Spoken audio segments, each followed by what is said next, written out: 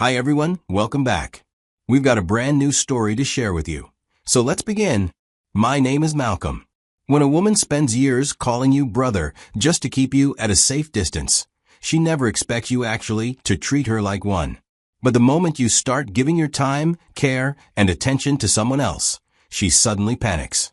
And the strongest response you can give is to call her the same thing she called you, sister, and watch her realize a little too late that she pushed you away herself. I had known Violet for 6 years before all of this happened. When I introduced her to my girlfriend, Allison, I saw something shift on Violet's face. It was like watching a mask crack. For years, she had kept up this act of we're just friends, nothing more. But seeing someone else get the attention she always took for granted, that rattled her. We met when I was 26, and she was 25. We both worked at a marketing company in Portland. I was a graphic designer, and Violet worked in client services. We were put on the same project team, and we clicked almost immediately. Our friendship grew naturally. We grabbed coffee during breaks, sat together during team lunches, swapped memes all day, and had tons of inside jokes. It was a friendship that seemed meant to happen. In the first few months of knowing each other, Violet and I slowly became closer. We started hanging out outside of work. Sometimes we grabbed drinks after really stressful days. We texted about random things, funny videos, music, whatever was happening in our lives. We even made plans to try new restaurants or go to concerts together. Around month 3 or 4, Violet started calling me her brother. She would introduce me to people that way. Like, this is my brother. She texted things like, love you brother, or thanks for being the best brother I never had. I didn't question it. I thought that was just how she showed closeness. I assumed brother was her way of saying we were very close friends, but nothing romantic.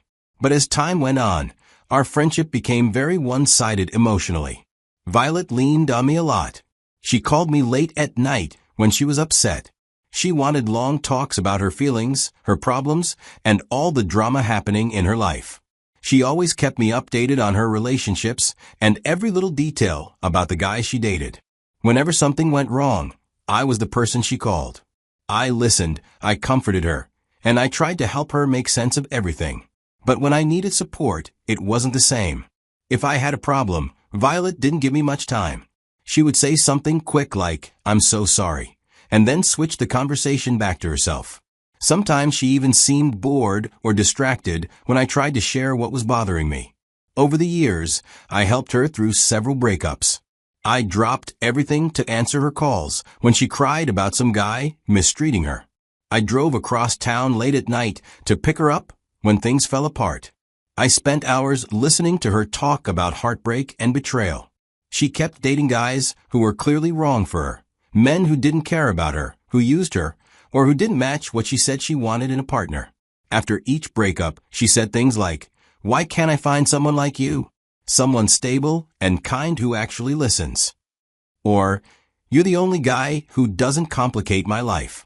Every other man makes things so hard. Comments like that gave me quick moments of hope. It made me wonder if she saw me as more than a friend.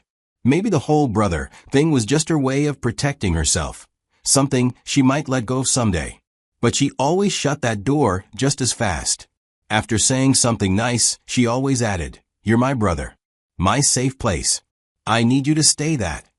This cycle went on for years. Violet would meet a new guy and fall for him fast. Every relationship felt intense, as if she were living in a movie. During those early honeymoon weeks, she would spend almost all her time with her new boyfriend and slowly drift away from me. But eventually, things always fell apart. The arguments would start, or the guy would turn out to be someone else.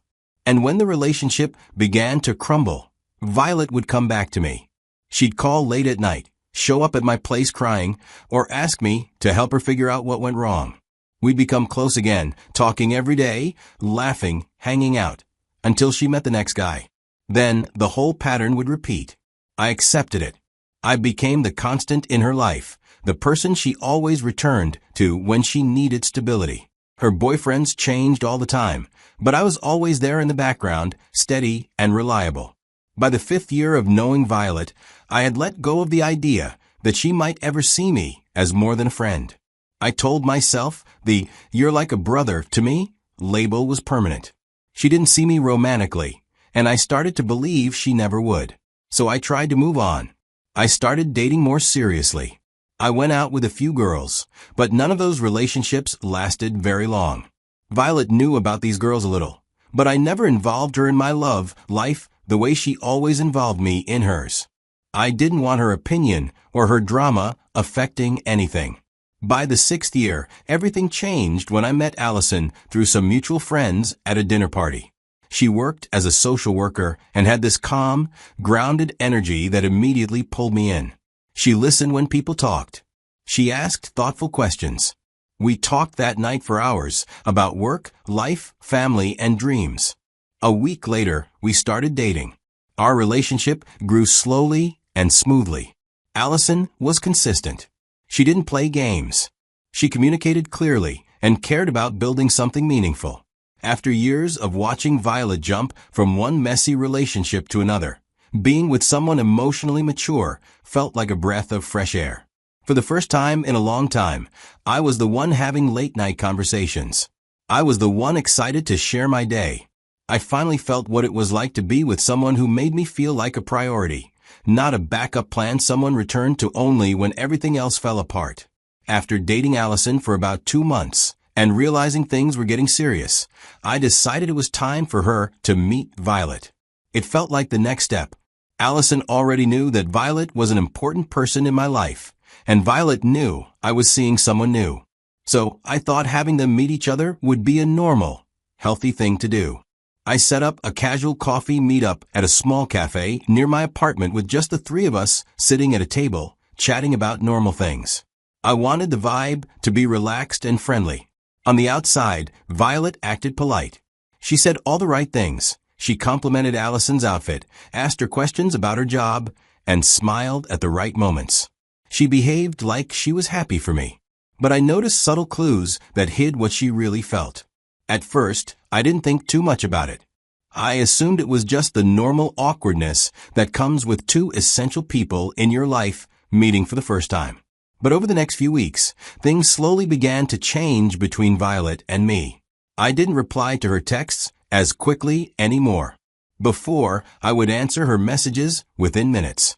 Now, it sometimes takes me hours to respond. I wasn't as available to her during her emotional emergencies.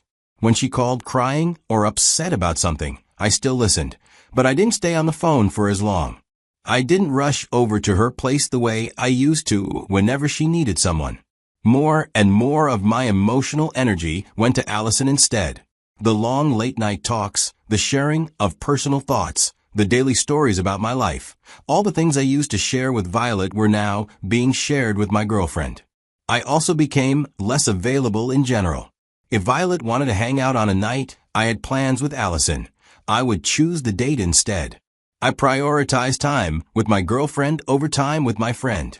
And slowly, without even meaning to, I shared fewer personal details with Violet.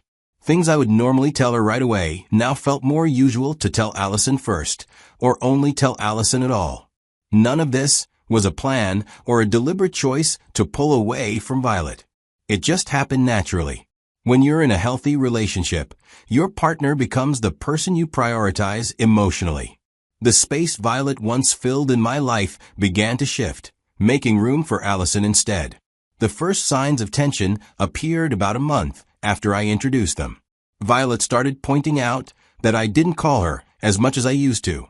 She said we didn't talk as much anymore and that something felt different between us. She would ask things like, "I feel like we're drifting, did I do something wrong?" Or, "Are you replacing me? Is this what happens when you get a girlfriend?" Or, "Allison probably hates me, right? She probably doesn't want you talking to me." Her messages changed. They stopped feeling casual and started feeling needy. She began asking for more reassurance than before. She started competing for my attention in ways that made me uncomfortable, because that wasn't how our friendship used to be. She would bring up old memories over and over. "Remember when we used to go to that taco place every Thursday? We should do that again." Or, "We don't hang out like we used to. I miss just us." This kind of talk became a pattern. Almost every conversation included some comment about how our friendship had changed or how she felt like she was losing me. What made it strange was the irony. For years, Violet had been the one keeping her distance. She was the one who created boundaries by calling me her brother. She was the one who pulled away whenever she got into a new relationship. Now suddenly, she was trying hard to close the distance I naturally created because I was prioritizing my actual romantic partner. After about 3 months of this, Violet began doing something that felt like she was competing with Allison for my attention. Not in an obvious, in-your-face way. It was more like small, subtle things that added up over time. She started complimenting me more than she ever had before. She commented on how I looked, what I wore to the office, and even my decisions, always in a very flattering way. She began asking for favors she never needed before. Could she borrow something? Could I help her move some furniture? Could I give her advice on something she usually handled on her own? Things she'd always done independently suddenly needed my help. She also sent long messages, almost like mini essays, clearly written to pull me into long conversations. She told detailed stories about her day. She asked questions that needed long replies. It was all designed to keep me talking. Then she started making small, subtle comments about Allison. Nothing openly mean, but definitely intentional. She would say something like, "Allison seems nice, but she doesn't really understand you like I do." Or, "We've known each other way longer." That history matters. Sometimes she even said things about priorities, like, "Do you still have time for the real people in your life? Or is everything about her now?" The message behind it was apparent. She believed she deserved priority because she had known me longer. I didn't fight with her. I didn't argue or respond to the competitive comments. I just kept the boundaries clear and calm. Whenever she became too clingy, I responded with, "Of course, sis." It was the same word she'd used for years, the word that had set the boundary between us. But now, when I used it, it hit differently. I could tell from the brief silence before she replied, or from how her tone changed afterward. The brother/sister label that once protected her comfort was now limiting her access to me. Every time I called her sis after she tried to act special or closer than she should be, she went quiet for a moment. I could almost feel the word pushing her back, creating distance she never expected when she first used it on me. Around the 6-month mark of my relationship with Allison, Violet asked if we could meet for coffee. She said it had to be just the two of us. She said she needed to talk. I agreed, and we met at one of the cafes where we spent time together months earlier. From the moment I sat down, Violet looked uncomfortable. She kept fidgeting and avoiding eye contact, like she didn't know how to start. It was clear she was nervous about whatever she wanted to say. Finally, she spoke. "I feel like you don't care anymore," she said quietly. "About me. About our friendship." She took a shaky breath, then continued, "I miss us. I miss how things used to be. I miss feeling like I matter to you." Then she added, "I hate that everything is changing. I hate that she gets more of you than I do." That last part made everything make sense. She didn't mean Allison got more romantic attention. That would obviously happen since Allison was my girlfriend. What bothered Violet was that Allison was now taking up more of my time, attention, and emotional energy. It was clear that Violet had never wanted me romantically. She had never been attracted to me. She had never seen me as a possible partner. But she had also never imagined losing her special place in my life. She thought that no matter who I dated, she would always stay at the center of my world. She believed her position as my closest friend would never change. Calling me her brother had always been her way of keeping things safe and non-romantic, while still maintaining all the emotional closeness. She had never thought about what would happen once I actually had a real partner, someone who naturally had to become the main priority. I looked at her across the table. She was distraught, and I felt for her. But I also clearly understood what this was really about. I said calmly, "For years, you've told me I'm like a brother to you, that we're just close friends, that our relationship should stay strictly platonic." I went on. "I accepted that. I lived by that. You were my closest friend, and I respected the boundaries you set." Then I added, "But Allison is my girlfriend. She's my partner. She comes first. That's how relationships work. I could tell from her face that she expected something very different from me. Maybe she thought I would promise her that nothing would change. Perhaps she hoped I would tell her she was still my number one person. She tried again, talking about our long history, how much we meant to each other, and how close we had always been. I agreed with everything she said. I told her she was important to me, and that I valued our friendship. But I also made the boundary very clear. You'll always be family to me, sis. But Allison comes first. That won't change. I watched her take that in. Saw the moment she realized she couldn't guilt me or pressure me back into giving her the emotional priority she once had. For years, she had called me her brother to avoid romantic complications. But now, when she suddenly wanted more of my attention, the same word she used to keep her distance had become the wall she couldn't climb over. She couldn't ask for a special place in my life without contradicting all the things she had insisted on for years. The conversation ended awkwardly. She wasn't happy, and she couldn't even express what she truly wanted without breaking her own rules. In the months after that serious talk, Violet still texted me and stayed in touch. But everything about the way she acted changed. She was more careful about what she asked me for. She didn't expect my full attention all the time anymore. She actually thanked me for making time for her, instead of treating my free time as something she automatically deserved. She stopped demanding quick replies or getting upset if I couldn't hang out right away. And when I chose to spend time with Allison or had other things to do, she didn't complain. She understood. We were still friends, but the whole dynamic between us shifted. Before, it felt like I was giving endless emotional support while she barely gave any back. Now, it felt more balanced. There were real boundaries, real respect. The strange part is that Violet treated me better once she realized she couldn't take me for granted anymore. Once she understood that she wasn't the center of my world. Once she saw that her place in my life was real, but no longer the most important. Looking back now, I can see what was going on during our entire friendship. I learned that someone can take advantage of your emotional support even if you're just friends.